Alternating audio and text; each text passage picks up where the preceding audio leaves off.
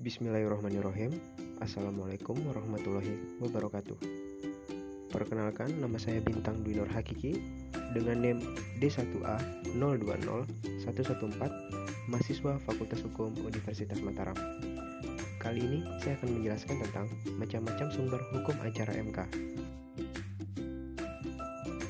Para ahli hukum pada umumnya membagi sumber hukum dalam dua jenis, yaitu sumber hukum material dan sumber hukum formil. Sumber hukum material adalah tempat dari mana hukum itu diambil.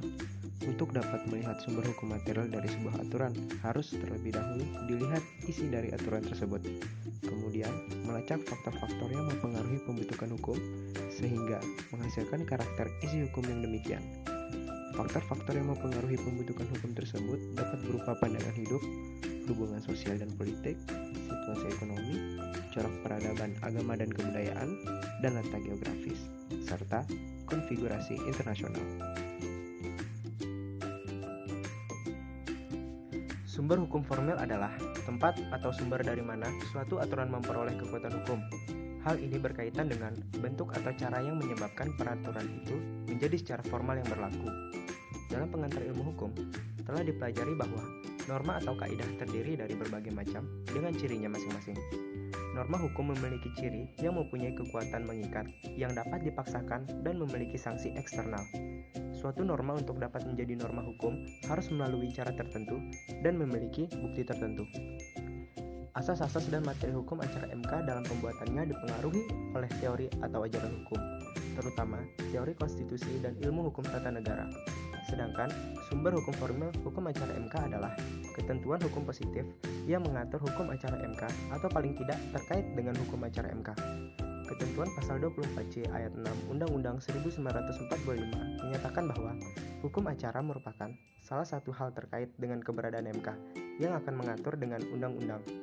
Hukum acara MK diatur dalam Undang-Undang MK, yaitu pada bab 5, mulai dari pasal 28 hingga pasal 85. Selain Undang-Undang MK, tentu terdapat berbagai ketentuan perundang-undangan lain yang terkait dengan wewenang MK.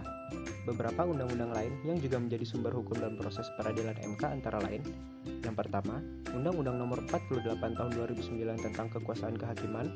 Yang kedua, Undang-Undang Nomor 10 Tahun 2004 tentang Pembentukan Peraturan Perundang-undangan.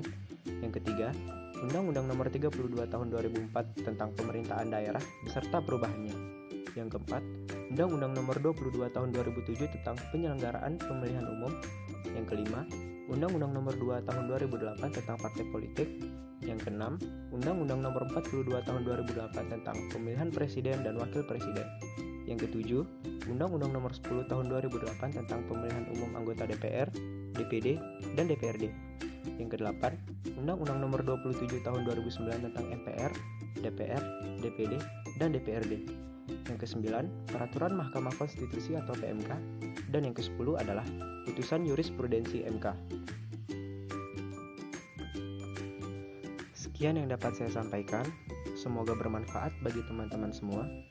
Mohon maaf apabila ada kekurangan dan kelebihan dalam saya menjelaskan. Terima kasih. Wassalamualaikum warahmatullahi wabarakatuh.